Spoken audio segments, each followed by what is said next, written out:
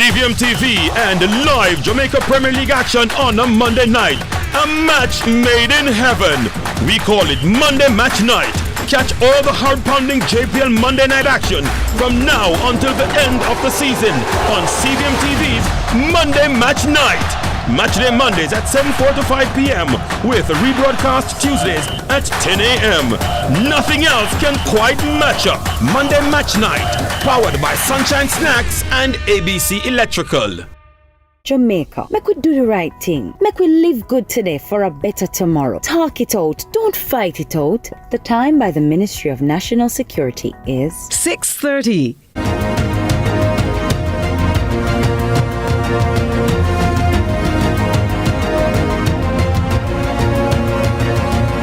The battle over Portmore continues, the opposition saying it will do all it can to prevent the government from following through with plans to transition Portmore into the country's 15th parish. That process is well underway with the passage through the House of Representatives of that enacting bill. We heard from Fitzjackson on Monday making the case for the opposition why they believe Portmore should not go the parish route in this way. Today, we're hearing from the Jamaica Labour Party, a man who has skin in the game, the MP for South East St. Catherine, Robert Miller, saying why it is in the best interest of residents of the Sunshine City to see the municipality of Portmore transform into a parish. Lead story starts now.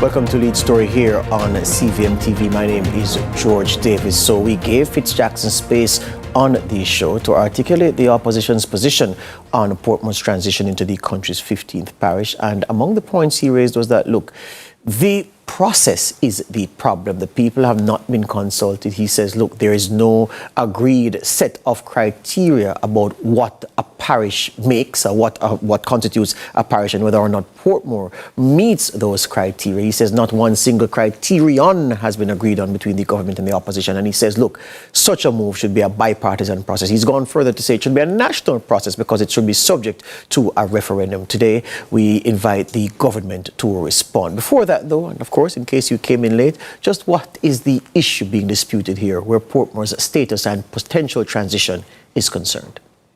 Has become the latest theater for the political warfare as the political parties in Jamaica strategize in their barracks for the impending general elections. The Portmore municipality is dominated by the opposition PNP and has been since the mass movement of residents into the largest community in the English-speaking Caribbean. Many of the early housing schemes in the dormitory community were built under the Manley administration, with the Siaga administration overseeing some and more under the Patterson administration. Simply, Portmore has been a citadel of PNP traditionally, but the JLP has made inroads, winning 1 seat in 2016 and capturing 2 seats of the 3 in the 2020 election. The latest census completed in 2011 had Portmore at 182,000, but the community has ballooned in residents and has seen many residential and commercial developments since then. Portmore was granted municipal status in 2003, giving residents the right to directly elect their mayor. For context, in other parish councils, now municipal corporations across the country, residents vote for councillors, and the party with a majority in the municipality selects from their caucus the mayor. Notably, the PNP secured the first mayoral win in the municipality with George Lee, and the JLP was only able to secure the seat of the Portmore mayorship once, with Keith Hines, who was only to last 1 term until the local government election delivered the mayorship back to the PNP, with former councillor for the Hellshire Division, Leon Thomas, taking the helm of the municipality. Now the move is for the municipality to become a parish. What does this mean?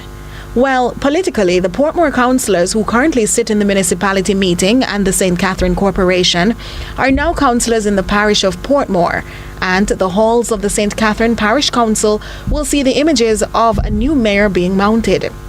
Portmore residents also will lose the right to directly elect their mayor, to which the PNP has rejected and even labelled the move as gerrymandering. The governing Jamaica Labour Party is remaining firm in its commitment to granting parish status to the municipality, arguing that Portmore, with its growing population, economic development, and distinct governance structure, has long outgrown its current designation. Mark Golding, the opposition leader, has criticised the proposal, stating that it lacks proper public consultation and does little to tackle pressing issues such as inadequate health care facilities, traffic congestion and crime.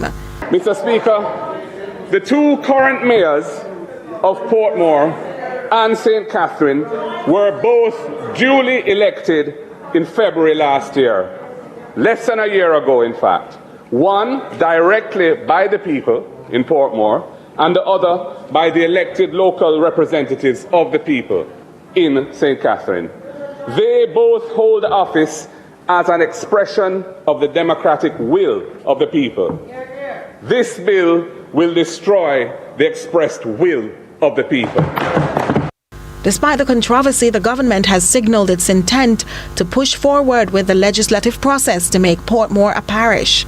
Whether the opposition will succeed in stalling the move remains to be seen. But for now, the battle over Portmore's future continues. The 15th parish of Jamaica. And I have to say that as a proud tax-paying resident of Portmore, I, along with thousands of others, believe that it is our time that this border is changed. To expose deep political divides. All right, after the break, we get into it with the JLP's Robert Miller, the MP for South East St. Catherine.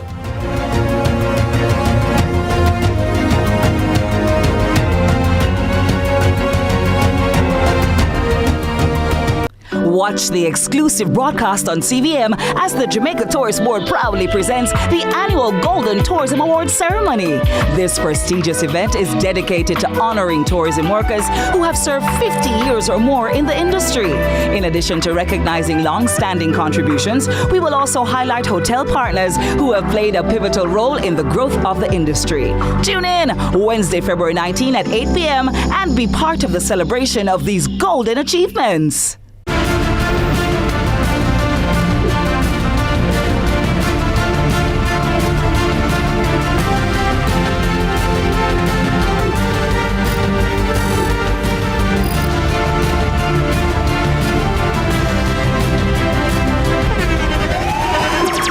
The internationally acclaimed On Stage with Winford Williams. At a new time, Saturdays at 8 p.m. on CVM TV. So much more than entertainment.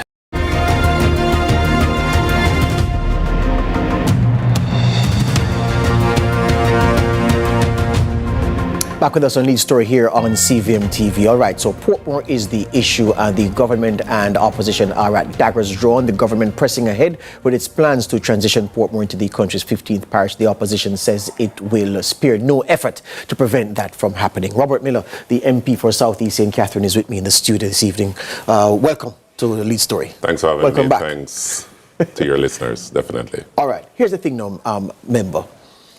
Fitzjackson, as he's the opposition spokesman on matters concerning Portmore, your neighbour in the constituency, he's the MP for South St. Catherine. He says that, look, the undue haste with which this Holness administration is progressing with this thing is a part of the problem, because you're missing key things, because he says there's no agreed upon set of criteria about what needs to be in place for a place to be transformed into a parish. He says also that you've not consulted the public, that this can't proceed without public consultation, and that you're running ahead with it because you want to divide up the place, carve it up for your political advantage. I ask you to respond. Well, I think my colleague member, my neighbor, is misguided and hypocritical, you know, in his utterances, because of a fact he would have recalled that the notion of Portmore being its own parish started under his administration, right? George Lee was adamant that he wanted Portmore to be a parish. The Most Honorable Portia Simpson Miller had it down in our 2016 manifesto as well. When we were lobbying, we had it in our manifesto for Portmore to become a parish. That came to Parliament, was withdrawn. And then since 2020, we had a joint select committee, which was chaired by Dr. Andrew Wheatley. Members from the opposition were a part of the joint select committee. My member, Fitz Jackson, was a member of that committee. None of what is being stated now was stated then in the joint select committee. We had intensive meetings. We had submissions from the public. We extended the time for submission. We had town hall meetings.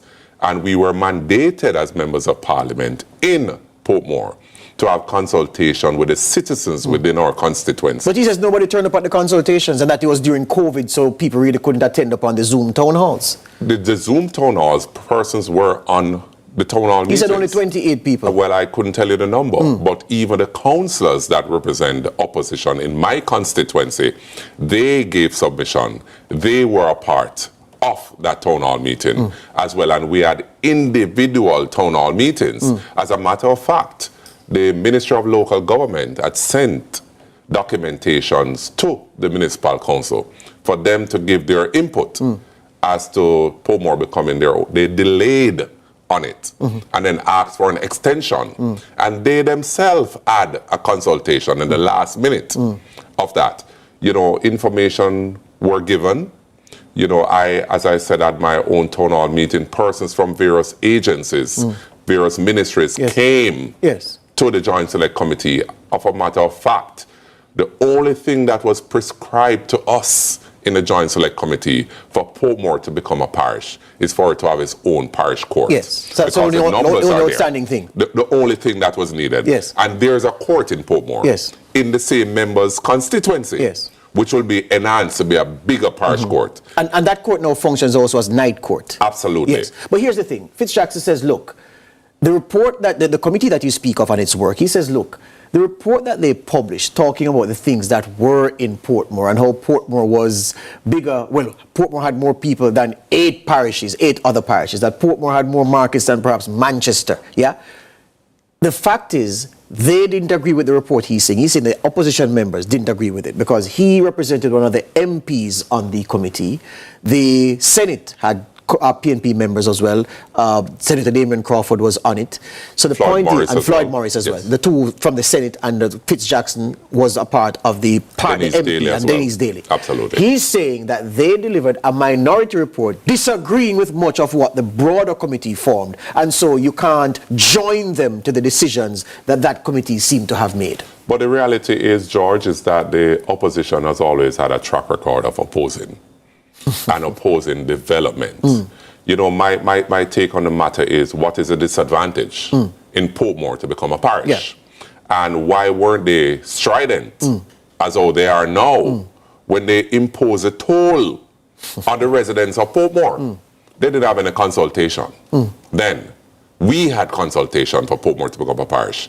They imposed toll on the citizens of Portmore. They have to pay to work and pay to come back at their yards. Why they weren't so strident then?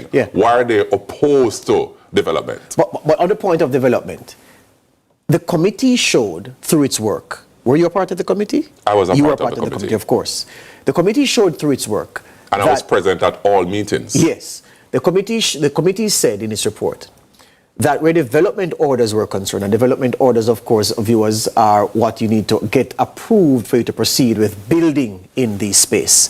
Portmore was third to only Kingston and second to only Kingston and St. Andrew where development orders were concerned. So a lot of development and the pace of development faster. Where markets are concerned, it's not inferior to some parishes. More people than most parishes. The overwhelming majority of parishes in the country have fewer. Well, Portmore has more people than those. So many things in place. But at the same time, the opposition says, for such a decision to be made, you need to put the thing to a vote of the people. And without that, this process lacks legitimacy. So I hear your point about the toll road, but they are saying, well, they didn't do that for that, but you must do this for the transition to a parish. The the members of the opposition need to realize that they're in opposition.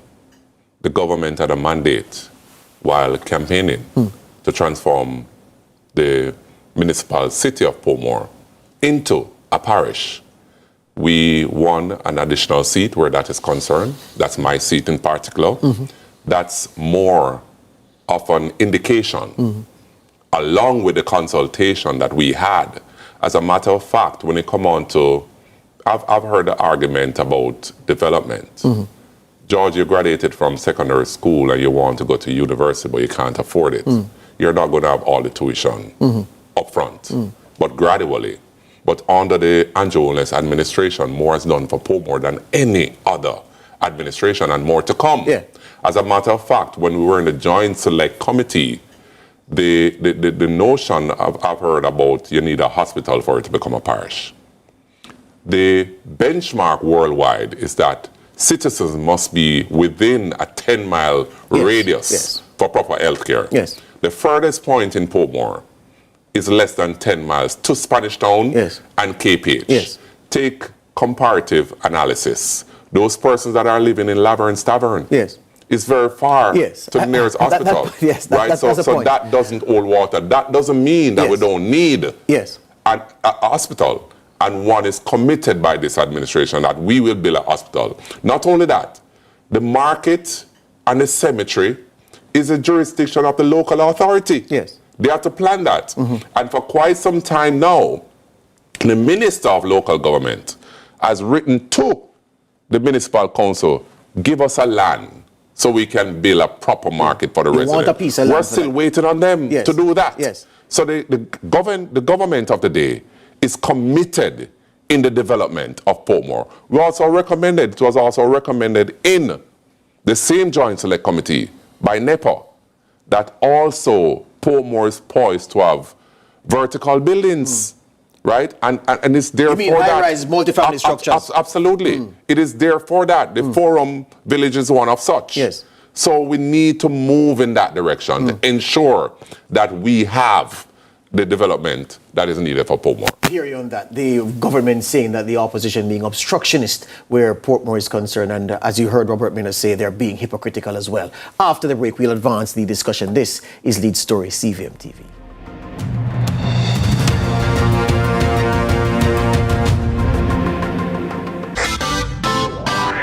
Every dream conquered is another dream gained. I land and I fly again like a jet plane.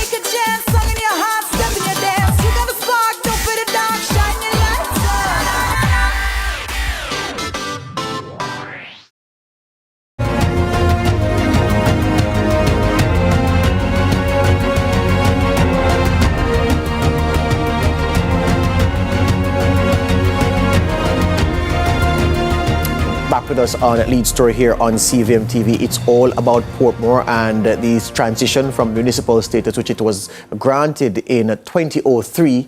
22 years later, the Holness administration says that time has passed. It should shed that skin and adopt the new skin of being Jamaica's 15th parish. Not since 1867 has a parish been designated in this country. And 158 years later, the Holness administration says it is time ripe to change that. Robert Miller is the Member of Parliament for South East St. Catherine, and he is my guest. The big G, not George, is the issue on the table here, Robert Miller, because Fitzjackson makes the point that what is happening here is a blatant case of gerrymandering, that you have sidelined the principles by which both political parties, major political parties, have proceeded over time to adjust political boundaries, and that all that's happening here, the Holness administration, dissatisfied with what happened at the local government elections, is trying to carve up Portmore like a turkey at Thanksgiving, or like a piece of chicken, carve it up to suit its own political ends. He says that is what you're doing, and he says that is wrong.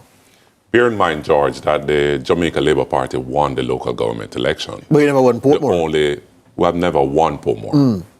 The only time we have won the mayor position in Portmore, when I was campaign manager for Key Times. Yes. And bear in mind that at that time, we won 5 of the divisions out of the 12 divisions, right? So they have always had a stronger hold on Portmore. Yes. Not anymore. And they are realizing that. But the reality is that my good member should research on what the former General Secretary of the opposition party said in terms of gerrymandering, or they had to cut certain seats to benefit the opposition party. We're not about that. And which General Secretary said that? Peter Bounty. We're not about that. We're about serving the people. We're about developing our own identity. The reality is, George, is that when you look at Greater Portmore North Division, where Caribbean Estates and Country Club is, those citizens, especially in Caribbean Estate, which is proper in Portmore, can only vote for the councillor. Not the mayor. They can't vote for the mayor. The mayor that represents them is the mayor from St. Catherine proper, right? There's never a patching of any road in there. Those are local government issues. But Fitz Jackson says the arrangement is fine. He says that's to him. But why not allowing the people to be properly represented? When they talk about the councillors in Portmore, all councillors in Portmore must attend the St. Catherine. He says that arrangement is fine as well. He said that here last evening. But that's according to him. What are the people saying? They are doing 2 jobs for 1 pay. And failure to attend those meetings, they will not be paid. The system is just untidy. When you look at all the lands in Portmore that are owned by the Portmore City Municipal Council, they are all on trust at the St. Catherine Municipal Council. So the Portmore Municipal Council owns nothing. Now the Portmore Municipal Council will have its own autonomy. When you look at the fees that are being paid, when you look about the property taxes that are being paid. And Portmore is the best where property tax payment is concerned in the country. In the country. And more cars are in Portmore than the wider St. Catherine. More properties are in Portmore. But only a fraction comes back to Portmore. You know what that will do when it has its own autonomy, being our own parish? But here's what the PNP Everything say. stays in Portmore for more development. Here's what the PNP say, Robert Miller. They say that effective what you're trying to do, you're trying to make East Central St. Catherine, your colleague Alando Terry Long's constituency, you're trying to make that into a JLP fortress because you've not had a safe JLP seat in Portmore from ever since. I mean, the 2 seats that were there traditionally, South and Southeast, were traditionally PNP seats. Of course, you've changed that reality now.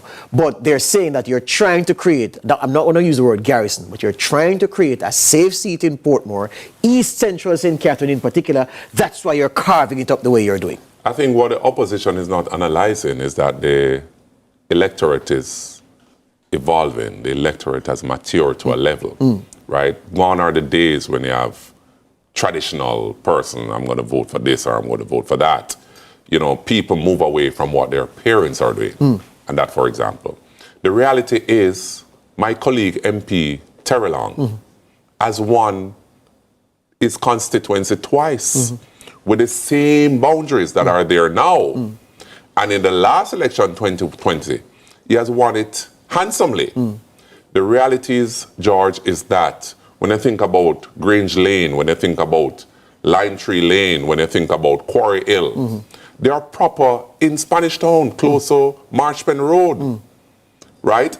And they are represented by a member of parliament from Portmore. Well, I must say this to you. I said this to Fitz Jackson last evening. I'm thinking I said it to him on air or maybe off air, but I did say that as a Spanish Town born individual, it was when reading the bill that I realized that Lime Tree Grove, you just mentioned, Quarry Hill, and Lakespen were not a part of Spanish Town, because I thought all my life that these are parts of Spanish Town, and they're saying, no, it's a part of the broad Portmore municipality. And they cannot vote for the mayor for Portmore. It's untidy and it's untenable. And we have to realize that. And the least little thing that I observe from the opposition, that the least little thing they are saying is gerrymandering and it's politics. What about the welfare of the people? What about the people that I consulted in terms of my meetings in my constituency with the citizens associations? Were those meetings well attended? They were well attended. And they were attended by the presidents of the association. And would you say that the majority of the presidents there wanted the parish transition? Not everyone will want it. Well, not unanimous, but the majority you're saying. The majority wanted Portmore. And you have this on record? Yes, I have that on record. Let me ask you though, reading the bill, I was a bit... And, sorry. Yes. If I may, even after the local government election, because the most honorable Prime Minister, Dr. Andrew Michael Holness, stated that he would not transform Portmore in a parish before the local government election. And after the local government election, he came into my constituency. We had 2 meetings at Heart Academy. And also he went to some of the churches just to get the worldview of the persons there in terms of Portmore becoming a parish. And that was well supported. And he put that to the people and the people didn't reject him and that idea. Let me ask you this though. I was reading the bill again, a member, and I said to myself, okay, let me see what they have as the parish. They say the parish of Portmore will have the city of Portmore as its capital in the way that Kingston's capital is Kingston. I was a bit disappointed, I must tell you, because I felt that the committee, which you were a part of, shortchanged the public because there are some outstanding candidates for the capital of Portmore. Gregory Park is an outstanding example with the presence of Caymanas Park there. You know, I love Caymanas Park. Independent City, the first community in Portmore, also has claims. Brayton, given its history, has claims, as well as Portmore Pines, which is the hub of activity in Portmore and the single biggest reason for the traffic in Portmore on any given day, especially on a Saturday afternoon. Why did the committee not go the way of appointing and naming, designating one of those places, those centers of commerce or the historical communities as the parish of the proposed, the capital rather of the proposed parish of Portmore? The reality is, George, I share the same sentiments as you. I'm disappointed myself, and that's a reality. Each MP will clamor for their, or should clamor for their area to be the capital. You know, I'm disappointed that we did not select Independent City / Passage Fort. That's in my constituency. But not only that though, but the reality is those were the first communities in Portmore. Yes. But when you look at the infrastructure in those areas, I can understand why the committee... But Pines is the outstanding candidate member, you would agree? I would agree, but the member is fighting against it being a parish. Well, let me rephrase that. The member wants it to be a parish, that's Fitz Jackson. However, according to him, the way it was done, which he cannot give evidence to substantiate his reasoning, you know, for doing so. But I wanted Independent City and Passage Fort. And it could be argued as well that Waterford, with its rich heritage, could have also been the capital. I can imagine the cartel fans saying Gaza should be the capital. What's another argument for another time? That's another argument. Last thing I'll say to you is this. The opposition says that it will not spare any effort. It's willing to go all the way. Is the Holness administration prepared to go all the way to make this transition happen? Well, it's way down the ricket. The reality is you're a horse race man. I'm a football man and a cricket person. I love sports in general. It's all the way down. So you're saying in a T20 game, we're in the 20th over? It was passed. It was passed at the House of Representatives, right? And it will be signed off by the GG. Yes. The reality is that the current administration is resolute in its action in making Portmore the 15th parish, the only parish that we have created as a people of Jamaica. And that's a big thing, it's a historical event. And we are resolute in terms of the development of Portmore. Pivotal role in the growth of the industry. Tune in Wednesday, February 19 at 8 p.m. and be part of the celebration of these golden achievements. CVM TV and live Jamaica Premier League action on a Monday night. A match made in heaven. We call it Monday Match Night. Catch all the hard-pounding JPL Monday night action from now until the end of the season on CVM TV's Monday Match Night. Matchday Mondays at 7:45 p.m. with a rebroadcast Tuesdays at 10 a.m. Nothing else can quite match up. Monday Match Night, powered by Sunshine Snacks and ABC Electrical. You can open a Sagicor Bank savings account from anywhere. Go online and open yours today. The time by Sagicor Bank is 7 o'clock. CVM News at 7 Tuesday, brought to you by KFC. Do whatever the crunch you want with KFC's popcorn chicken, now available in hot and spicy. KFC, it's finger-licking good.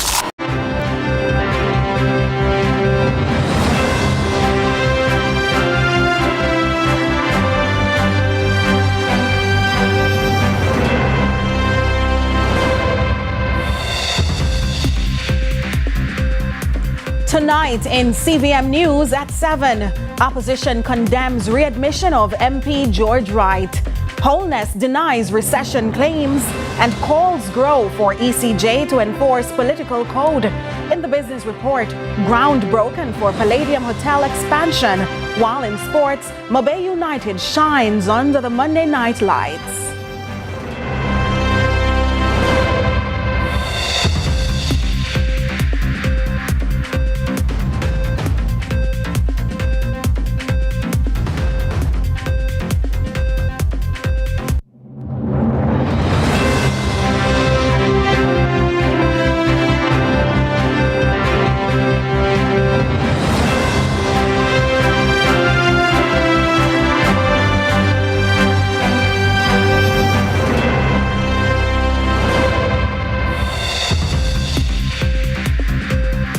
From Kingston, Jamaica, this is CVM News at 7. It's Tuesday, February 18, 2025. I'm Nika Lewis. Thanks so much for joining us.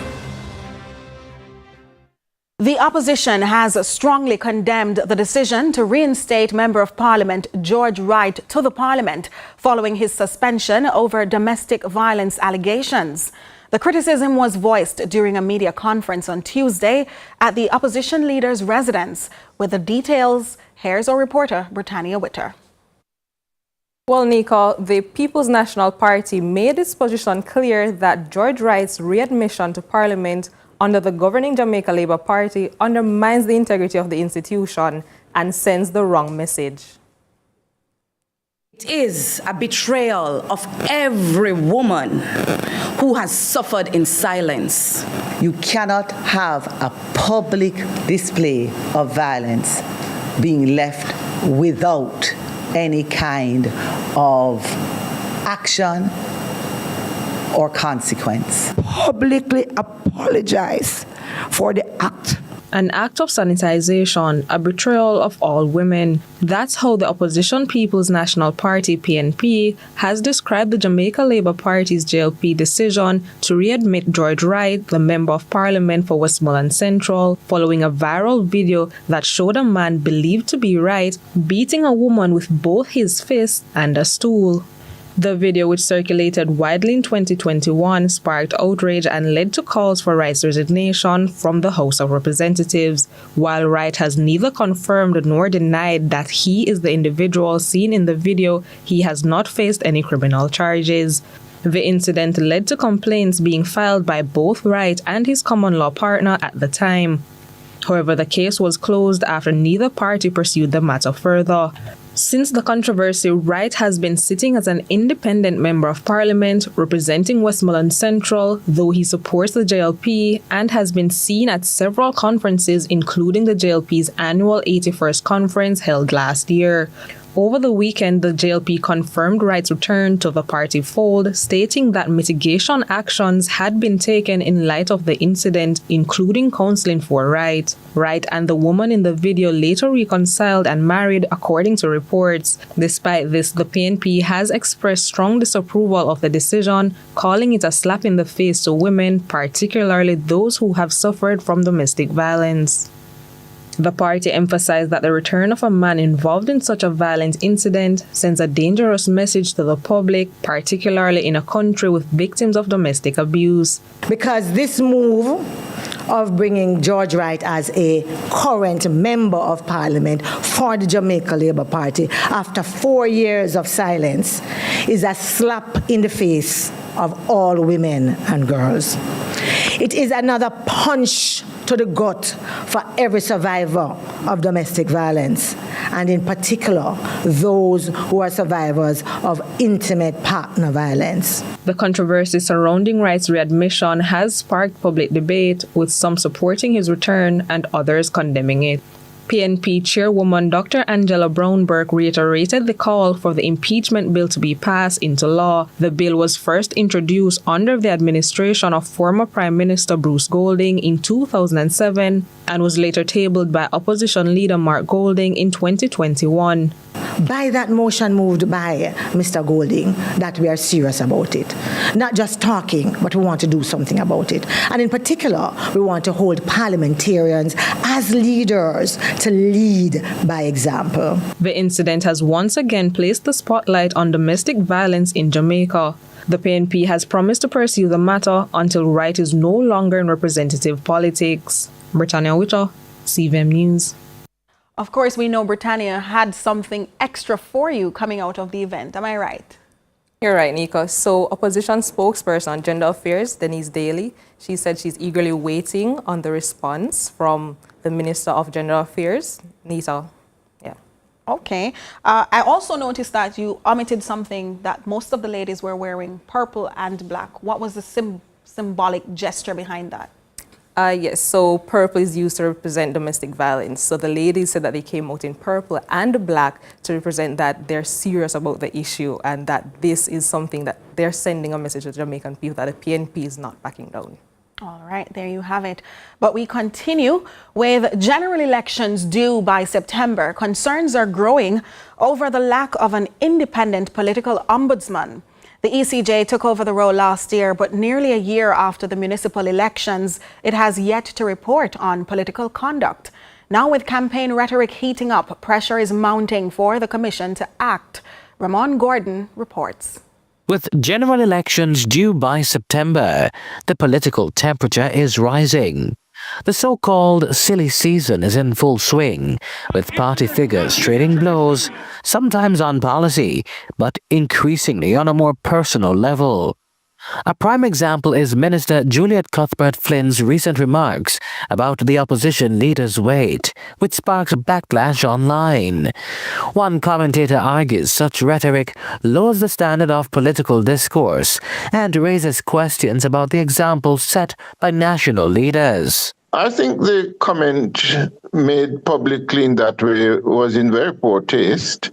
The society comprises persons of all shapes and forms. And it's a blow below the belt, both figuratively and otherwise. The MP has since deleted that post, but beyond the political spectacle, this incident highlights a deeper concern: the lack of a political ombudsman to police campaign rhetoric and uphold the political code of conduct.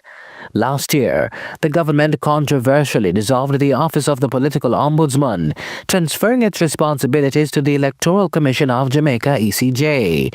But nearly a year after the municipal elections, the ECJ has yet to report on how it handled the process, fueling concerns about its willingness or ability to enforce political accountability. In any rational setting, the political ombudsman office should not have been subsumed into the ECJ.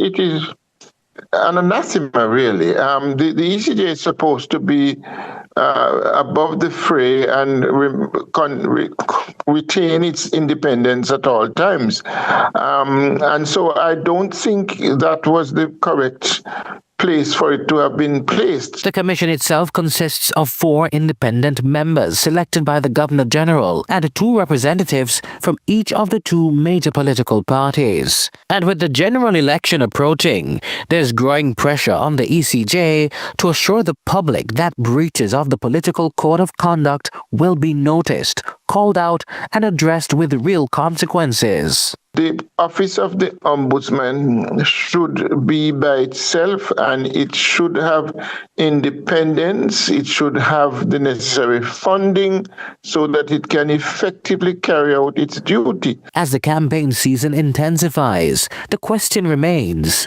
will the ECJ step up? Ramon Gordon for CVM News.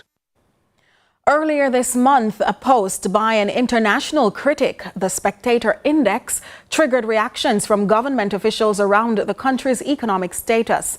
The Prime Minister has addressed those concerns while rejecting claims of a recession. With more, here's Trisha Gay-Kelly. A tweet from the Spectator Index last week sent government officials in defense mode, denying claims that Jamaica is in a recession. And now Prime Minister Andrew Holness has responded, also distancing the country from the claims. He did, however, attribute the possibility of a recession to natural disasters, wars, pandemics, and global commodity prices. And Jamaica has in fact experienced everything mentioned. But the Prime Minister says these do not indicate that the country has fallen into a recession.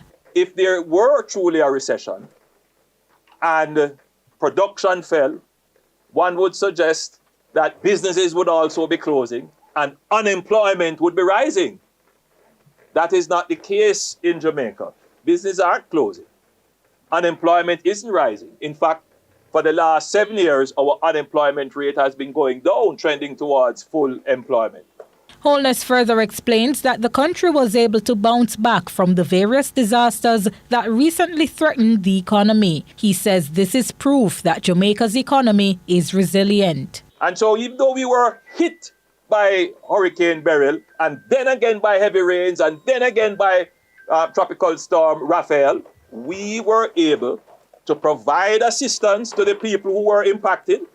14,000 Jamaicans benefited from hurricane relief grants.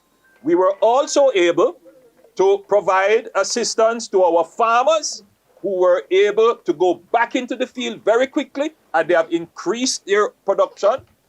And we were able, most importantly, to mobilize resources to fix our roads. The Prime Minister assures the country is simply in recovery mode and will return to normalcy in due time. So by all accounts, Jamaica is not in a recession. We are very cognizant of the fact, however, that there are challenges, but we are confident that the Jamaican economy is strong and will rebound. In the same way that we have rebounded after the pandemic, we will rebound from the impacts of Hurricane Beryl and Tropical Storm Raphael. Trisha Gay Kelly, CVM News. We take a break on CVM News at 7. More in a moment.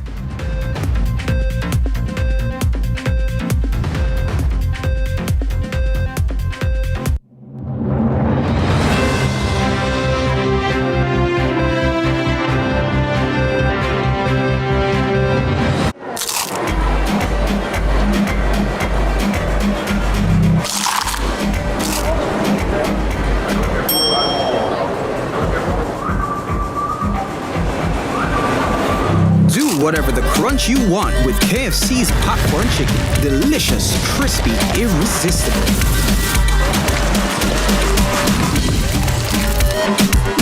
Now available in hot and spicy. KFC, it's finger-licking good. I have been with the Highway team a long time, and here I've developed some good leadership skills. Over the years, the project has offered many job opportunities to Jamaicans. I am thankful to be part of the team. We started in 2003 with a vision for making Jamaicans' lives easier, and we'll never stop working for you. Our new vision involves building a legacy of excellence that inspires and empowers our customers and stakeholders. Highway 2000 East-West is now Trans Jam Highways for your best journey.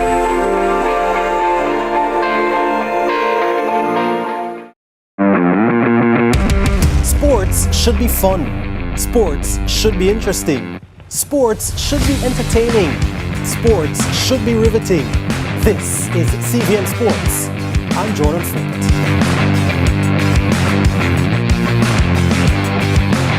Get your dream home with a homeowner savings plan or HOSP from CIBC Caribbean. HOSP lets you save towards your home deposit with extra benefits and bonuses. Ready for a mortgage? Unlock one with us right now at CIBC. Ambitions made real.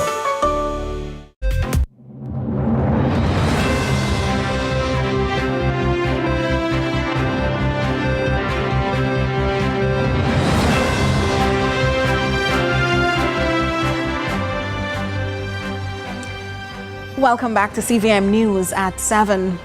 There's no questioning if numeracy and literacy are fundamental pillars to education. However, the principal of the University of the West Indies, UWI Mona, is making it categorically clear it's time to dismiss the notion by themselves that they are enough for Caribbean economies to prosper. Carlin Brown has more on the comments made at the P.J. Patterson Institute for Africa-Caribbean Advocacy. If Africa and the Caribbean are serious about economic transformation and economic growth, there are fundamental issues Pro-Vice Chancellor and Principal of the University of the West Indies, Professor Denzel Williams, points out must be at play, which cut across all economies. The role of systems and institutions seem to take a backseat, and individual personal belief trumps that. So can you imagine a president actually sets interest rate? Can you imagine a president declare what inflation should be? Can you imagine that a president goes to a central bank and says to the central bank, I want rates to be 2% today. So all fundamentals that you've learned in school should be ignored, and I tell you what I want it to be. It's worrying to him, even while struggling, exogenous factors are treated as the real issue, while internal matters, including human capital, critical to expanding production and productivity, are being ignored. So we go on and we ignore the quality of the human capital, and we make a very, very dangerous argument which says numeracy and literacy are the most fundamental issues for Caribbean people. The next phase, employment, falls woefully short in transforming the region's economies, as the skill sets to move beyond pre and primary, where resources are being diverted, are absent. We have seen average economic growth over the last 40 years of roughly about 1.5%, 2%. We have seen low tech. Basically, we are adopters of technology rather than inventors. And we have seen low wages. And we think we're comfortable with that. Professor Williams proposes it's time to reject the notion building human capital for countries like Jamaica merely calls for focus on numeracy and literacy. So we need to move to higher order skills, critical thinking, problem solving, tolerance, diversity, working in teams. These are very important things that if your people don't acquire those skills, the truth is that they're going to find it difficult to integrate in a global economy. The book, he concludes, stops with a system. Our education system has to now rethink how it actually educates people along those lines. Reason being, the education system has a curriculum that says, let me give you some certification. Let me certify you and give you all of these kinds of things that you want. It never stopped to think that let me build a curriculum that is learner-centric. Let me find out what you want from education rather than me telling you what you must get from education. Carlin Brown, CVM News. Today, many commuters were left without their usual mode of transportation to school, work, and their usual lifestyle as the Jamaica Urban Transit Company drivers withdrew their services, a move the bus company is calling unnecessary. Adrian Williams gives us more details on this action and how it has affected the public. Right now I'm standing at the Portmore JUTC depot, and on the way from Kingston here, there were no JUTC buses. Why? Because there has been a strike action which has hindered the movement of many commuters across the corporate area. Scores of commuters left stranded at bus stops in Portmore and the Kingston corporate area. This after Jamaica Urban Transit Company JUTC bus drivers, represented by the University of Allied Workers Union UAW, withdrew their services on Tuesday morning around 4. The standoff is due to an incident involving 2 employees represented by the Union of Clerical, Administrative and Supervisory Employees UCASE. The problem, an alleged physical altercation between a bus driver and a supervisor. Now, the JUTC says the strike was unnecessary as the matter is under investigation. I think it's very unfair and inconsiderate because they're going to put people life on pause. Me have school work from 8 o'clock, she have school from after 7. Them too bad. I should make for them personal issue affect me. With the JUTC buses absent, taxi operators from Portmore raised their fares from $300 to $500, but other alternatives were more costly to bear. I have to just wait. I can't afford in-driver that I do yesterday. I can't afford it. A $2,000 for an in-driver from Portmore and away a Russell Road me I go. Look on this. Look at this. At these hours of the morning, look at this. This a daylight something. And look on this. Pan the pity them can't reach a school. So can't pad out there so. Basic school out there so. This a madness. We visited the JUTC's corporate office in Spanish Town, St. Catherine, but were unable to get a comment on the matter as union representatives, drivers, and the company's management were in a series of meetings to resolve the matter. Since then, the strike has been lifted, according to a statement from the bus company and Minister of Transport, Darrell Vaz. I'm happy to report that there has been a resolution and that the JUTC staff will be back on for 5 o'clock this evening, and hopefully the inconvenience caused will be lightened going into the evening, into the night.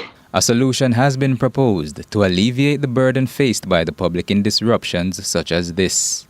Well, going forward, I'm going to be proposing that the Jamaica Constabulary Force and the Jamaica Defence Force have personnel trained to handle these buses, especially the bigger buses, so that in the event of any future disruption of service, we can call out on a minimum basis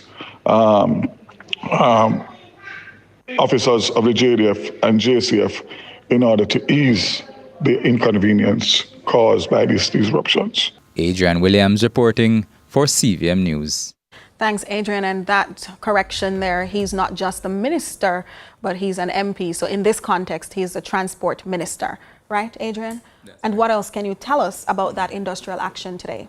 Well, one of the things is that there were 2 employees involved, right? The bus driver has been put on sick leave and will remain on sick leave until the investigation is over. They have agreed to that. And also the inspector involved, it will go on administrative leave. So all of this is happening, and then in the next 2 weeks now, in particular on Friday, March 7th at 9 a.m., there will be a meeting at the Ministry of Labour and Social Security so that further discussions can be had to, quash this once and for all.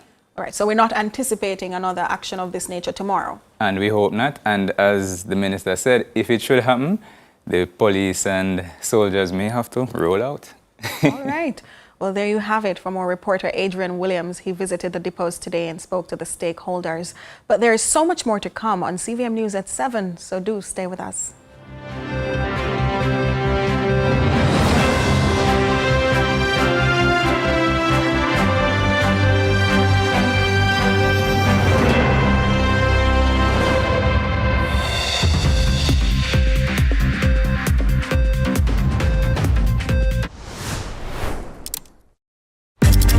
Thanks to my Prime Minister for this opportunity. For me to be a homeowner who was living in a terrible condition for so many years. Thank you again. We just try to make life goes on with the little that we have. It is the aspiration of the government. It is what the government tries to do every day to lift people out of poverty into a decent life. The new social housing program is a key component of the social safety net. As I've always said, this is probably one of the most fulfilling programs for me because you literally see the transformation of people's lives. At Hypro, farming is in our DNA, so we know the value of all you do. Whether you're an experienced farmer, the farmer just starting out, or the farmer looking to shake things up, we are here to support you at every step, providing high-quality feeds, chicks, farm supplies, and technical support whenever you need. From chickens to livestock to crops, choose Hypro. Let's get it done together.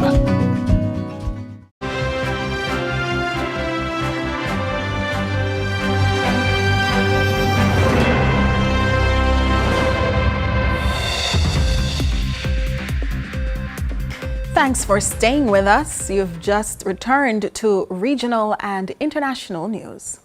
We begin with news in the region. Barbados' Prime Minister Mia Mottley is optimistic the island can be a hub for Africa. She was at the time addressing the 38th African Union Summit in Ethiopia. More from CBC News, Barbados. I stand here as the proud chairman of CARICOM, the Caribbean community, recognizing that as a member of the 6th region of Africa, we have come to reclaim our Atlantic destiny.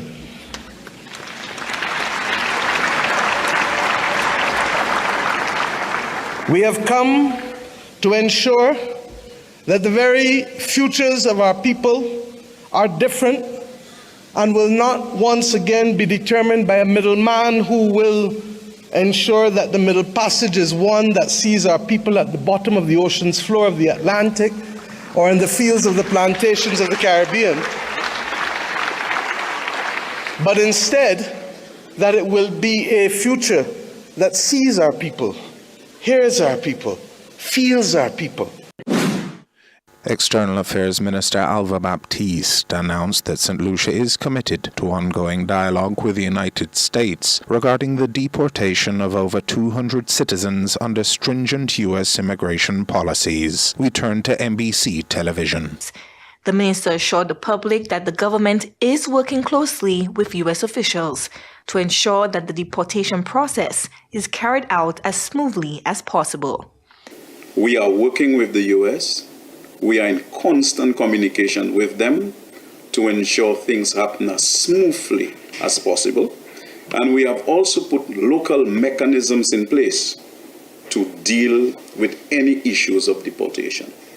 So rest assured, whilst we are not going in the public domain to speak to various scenarios, we are in the back rooms preparing for the inevitable. He also highlighted efforts to minimize the impact on affected individuals.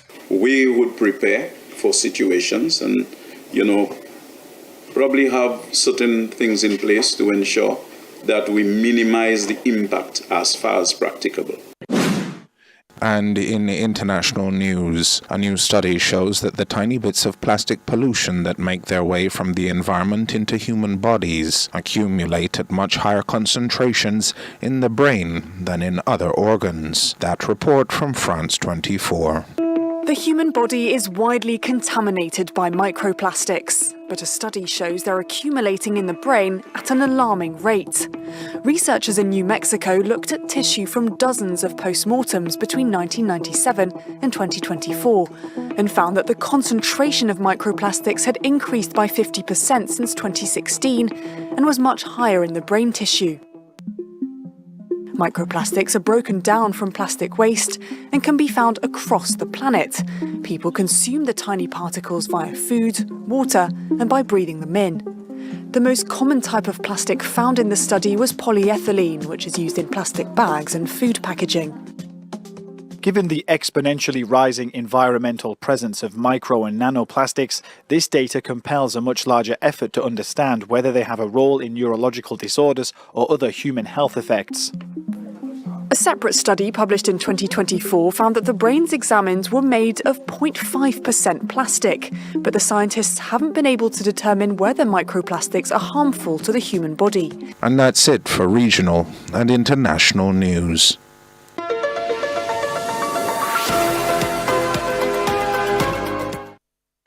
Well, ahead of the break, we have Jordan Fort offering a glimpse of what to expect in sports. Well, Nika, you'll recall Shelley-Ann Fraser-Price getting the key to the city of Kingston for the second time in her career. Last week, we covered that for you right here on CVM Sports. Well, we also sought reactions from her home community in Waterhouse. And Montego Bay United, they won the big Monday match night clash with Tivoli Gardens last night in Mobay.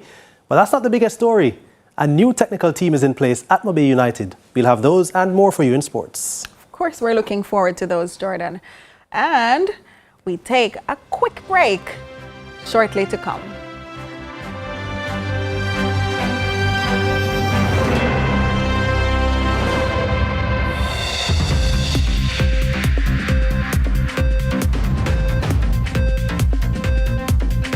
Do whatever the crunch you want with KFC's popcorn chicken.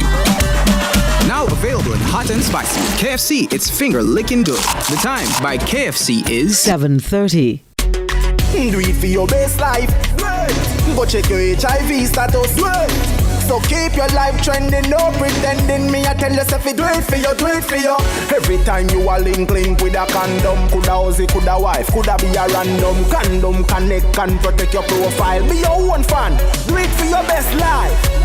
Do it for your best life. Don't put yourself at risk. Condom connect every time. Do it for your best life.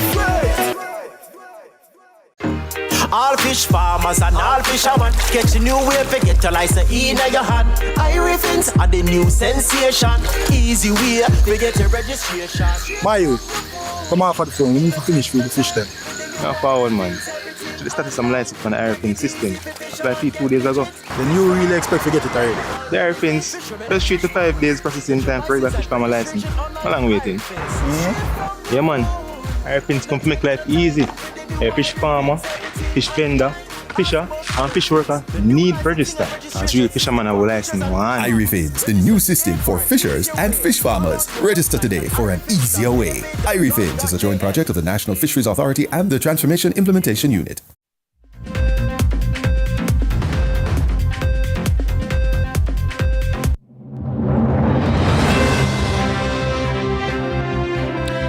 We welcome you back with what's happening online in social media. So, what's trending in our local social media spaces? JUTC services were halted today as drivers from 3 depots, Rockfort, Portmore, and Spanish Town, went on strike, citing a dispute sparked by an incident involving colleagues from a different union. Here are some of your reactions. At Demure Luxtafari shares, the public is being punished because of an internal squabble. Solve it quickly, please. At Public Thoughts comments, JUTC Workers Union suggests strike for everything. At Harris_Delroy 33 posts, forge a partnership with the JDF where you train some soldiers to operate the JUTC buses and have them ready for when drivers decide to strike. Commuters must not suffer because of internal issues. Thanks. At _Kimberly adds, sorry this happened to all who had work. Just glad I wasn't a part of the saga cause I have knee issues. At Maddie's Playbook writes, that's right, strike for better. They don't listen until the employees take action.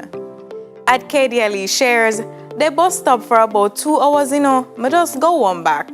At Colleen_Toya says, so sad when you are depending on these services and don't take another vehicle. Some don't have the money for the alternatives. And that's what's trending online today. Continue to share your thoughts with us on X at CVM TV and CVM Television on Facebook. I'm Courtney Lewis. Now to the business report with Joel Crosskill.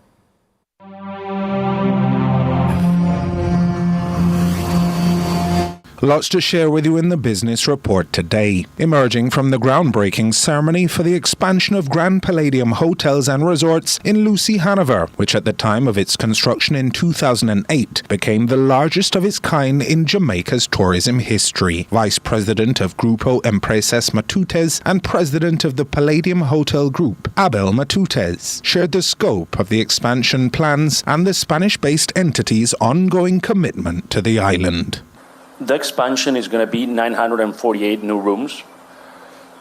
This resort right now has 1,050 rooms.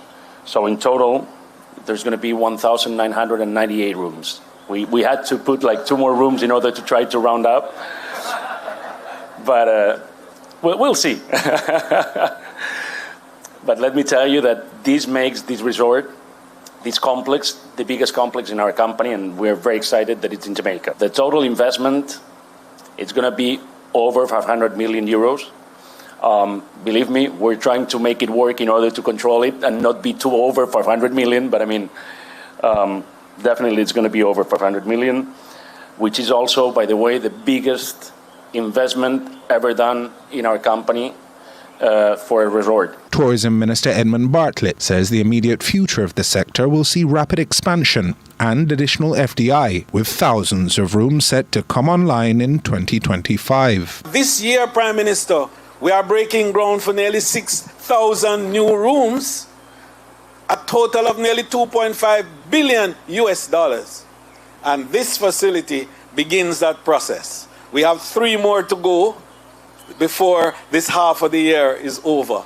And by the second half of the year, we'll finish the lot for this year. 20,000 new rooms over the period, providing 50,000 new jobs across the spectrum of the country. According to Prime Minister Andrew Holness, those new additions to Jamaica's tourism offerings come at a time that significant investments are also being made on capital projects.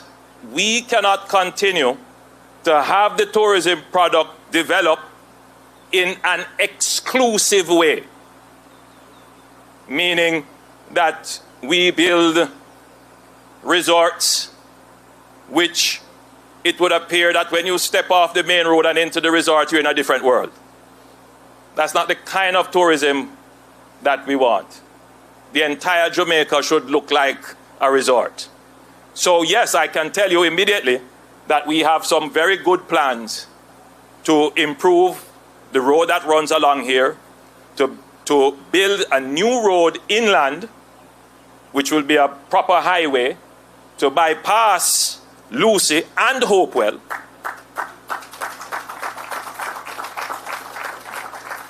to make massive investments in the town of Hopewell, to turn Hopewell into a charming old town with the historical sites there properly developed, to reap the tourism benefits from them. The sector is also being reshaped towards a more sustainable and inclusive model that further entrenches the tourism linkages framework. We need to get more of our tourists into our townships, into our communities, into our markets, interacting with our people, buying the goods and services from our local businesses.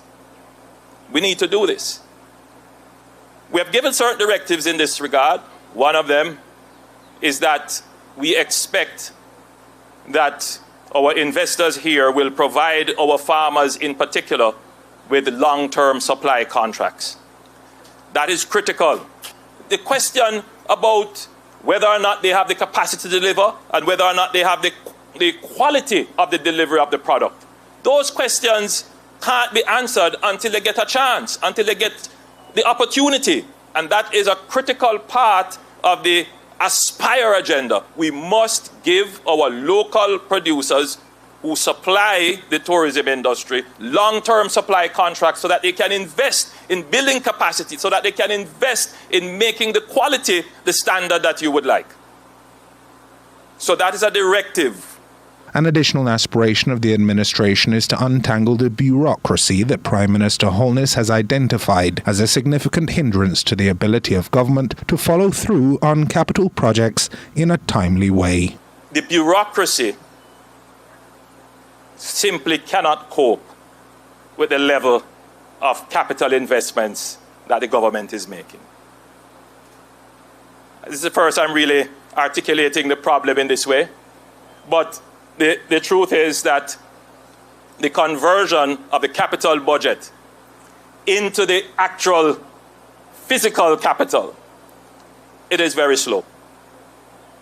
And I'm certain that even the Batutas group here, in trying to get this done, and other projects and other tourism persons who are here will say that this process of permittings and approvals, it moves at a very slow pace. And that was your